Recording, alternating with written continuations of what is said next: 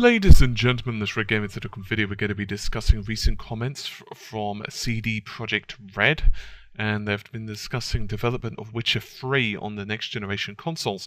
And we're also going to be discussing recent comments from IHS, which of course have been stripping down both the PS4 and the Xbox One.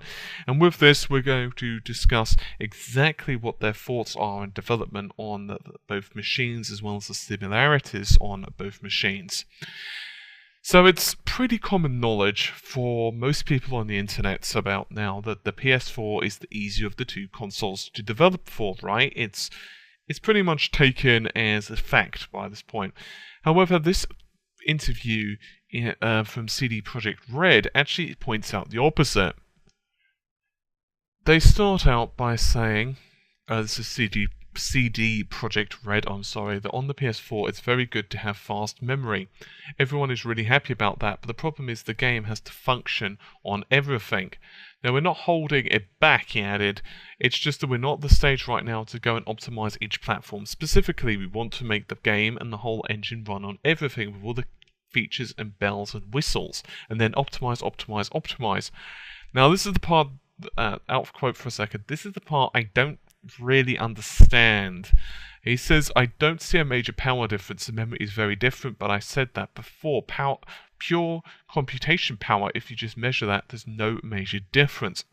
Now, I'm not exactly sure how he's coming to that, but this is very different to what a lot of developers are saying. But as I said, this is an interview with Eurogamer. We'll go into the other interview in just a moment.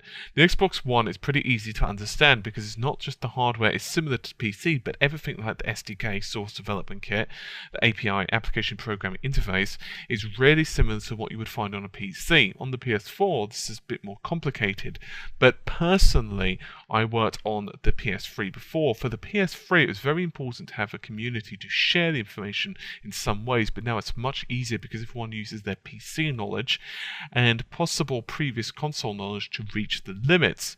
He also pointed out, I saw how Microsoft opened up certain parts that they got rid of from developers. They opened them up like, oh, okay, you can now have this backdoor. It's risky, but you can do this and that.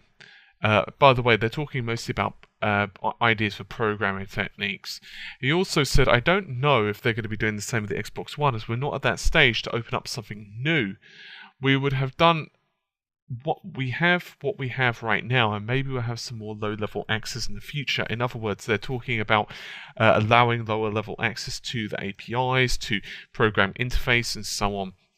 So it's also like you would open up new hardware and everything. There's nothing new in there. It's new ways to do something. Both companies are already using all the knowledge they have from previous products to make the APIs tailored to the game. So I expect they'll be doing something like, okay, you can do this. It's extremely risky, and only do it if you know what you're doing, but you can do this. Now, obviously, out of quote for a moment, they are talking about, for example, coding low level, which basically means low-level access to the GPU so you can better program it, techniques to get around, say, maybe improve performance, but obviously it can be risky. In other words, it can lead to game-breaking crashes and stuff if you don't exactly know what you're doing when you're doing that. But meanwhile, before we continue with that, let's talk about IHS.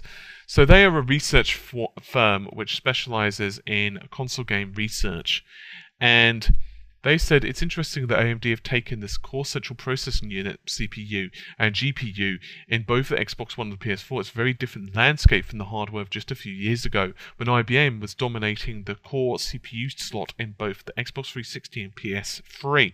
Somewhat off topic just for a moment, the Xbox 360 and PS3 CPU is actually really similar when it starts out. The main processor for the PS3, the power processing element, was actually used for the Xbox 360. What they basically did is they put 3 of those power processing elements together, and basically they made the Xbox 360 CPU. The PlayStation 3 CPU is just one of those elements, but with tons of SPEs, also known as synergistic processing elements. The basic idea is that they're kind of similar, but think of them as brothers, very different brothers in how you develop and program for them.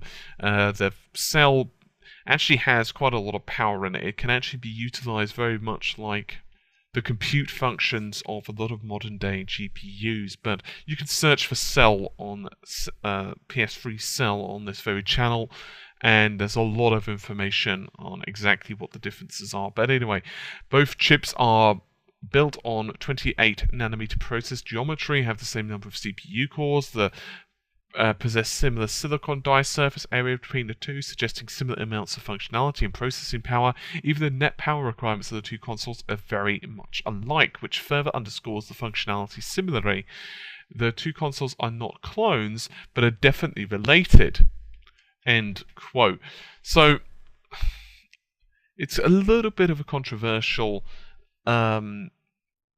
comment from The Witcher, and I'm going to be very curious to see what people make of this. Now, what it is possible is that CD Projekt Red don't have so much experience programming for an OpenGL environment, the PS4's environment, because or they might be trying to be a little bit diplomatic, or it's possible that they're going to be running the two systems at different resolutions, or another possibility is they're not talking magnitude here. They're not talking like the PS4 is like 2 or 3 times more powerful than that of the Xbox One.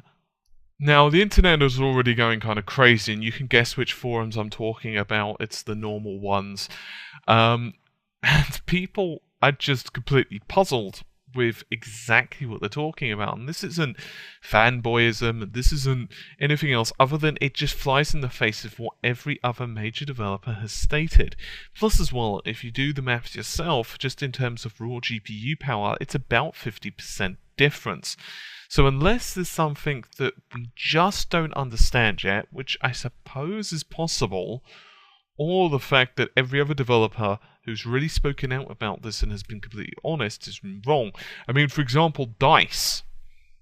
They were running Battlefield 4 at 900p versus 720p on the Xbox One, as well as having higher frames per second. So I'm not exactly sure what's going on here. One of the theories that I'm hearing, and it's possible, is that they just don't have that much experience with the PS4's development systems yet, maybe because they're more familiar with the Xbox One, so they're just easily able to just fly with it. Remember, typically they are PC developers anyway, so they've automatically got a helping hand. I'm not exactly sure why they're saying this, and I'm rarely stumped. But this is one of those situations where I honestly don't understand why they're flying in the face of pretty much every other developer out there.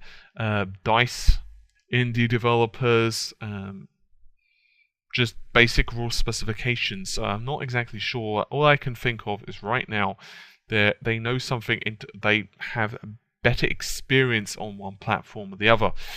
Anyway, I'm really interested to hear your thoughts on this. I don't want to say too much more because I want to do a little bit of more research on this before I make any further comments, because I don't think it's fair for me to just randomly start to speculate. But as I said, I have given a few thoughts of what I think it could be, but obviously the internet is kind of blowing up right now. You guys can do the Googling for it. You know the websites I'm talking about, you know, NeoGAF, Reddit, so on and so on. There are others, I'm sure you know what they are. Anyway, I'll leave you guys to it. Hopefully you've enjoyed the video, even though I'm a little bit perplexed by it, but there you have it. You cannot understand everything, because then what is the point? That's my opinion. I don't know if that made sense, but anyway, I'm going to get going. So take care. Bye for now.